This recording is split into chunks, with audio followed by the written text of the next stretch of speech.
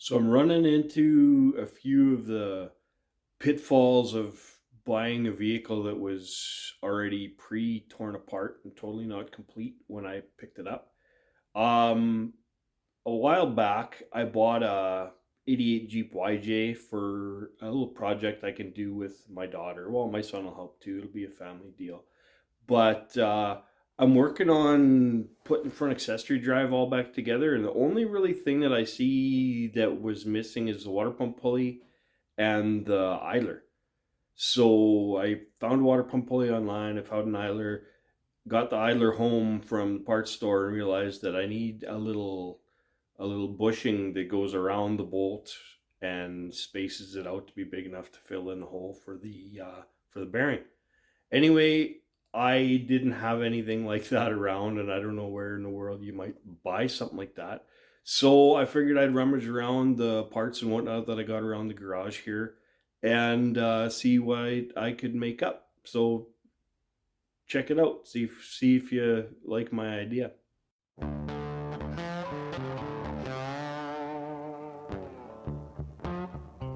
So digging around, this is what I need for an idler. This seems to fit in there just about right. And the hole in the back of it is pretty much meant for this bolt that I need. So now all I got to do is find a way to either round those out or maybe I can just cut that off. I really got to mount my vise. This is really driving me nuts. New plan. I've got this 1/8 to just a little bit too big reducing bushing.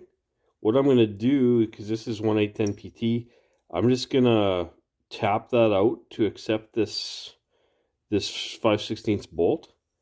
And I'll chuck it up in my Fitzy's Fabrications lathe, and we'll make exactly what we need. Should be just about mint.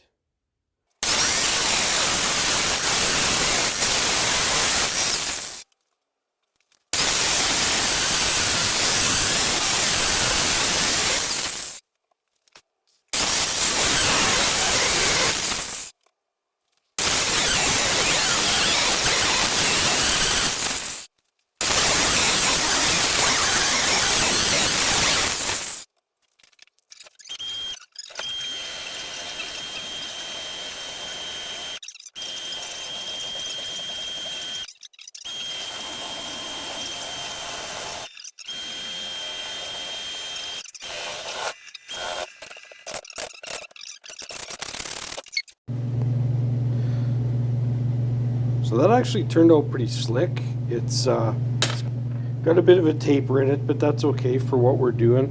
Basically, all it is just so that I can drop it in there to spacer around that bolt.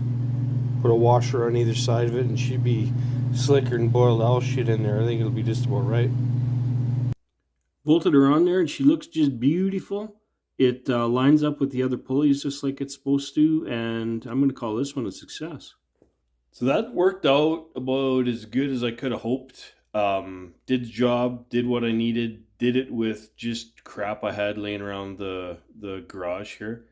I live pretty close. There's Canadian Tire. City Saskatoon's not that far away, but you know what? When you're in the groove, when you're in the zone, especially like it's friggin' Sunday morning, and I don't want to go anywhere. I don't want to do anything. I just want to fix stuff with what I got in the garage right now. So it worked out real well for me. What I ended up doing is I I finished it off with a file. I just ran the drill with that thing chucked up in it, and I finished it off with a file, and it was beautiful, nice and flat and good. And it wasn't quite the right size, so I got impatient, went back to the grinder, put a bit of a bevel into it, which kind of stunk, but you know what? It's still doing the job, and it will do the job. It doesn't have to be any kind of aerospace precision piece or anything like that. But anyway, in typical me fashion, I rushed through it and I kind of bitched it up a little bit at the end, but you know what? It don't matter. Long story short, if you are cutting something down with that method, just find a way to hook it to some sort of an arbor, chuck it up in the drill. Had I used something a lot flatter than just the flap wheel that happened to be in my grinder at the time, it would have it would have come out a lot flatter and better initially. But realistically, you're not going to be doing super precision work this way. But I will say you can do it a little better than I've done it if you just try.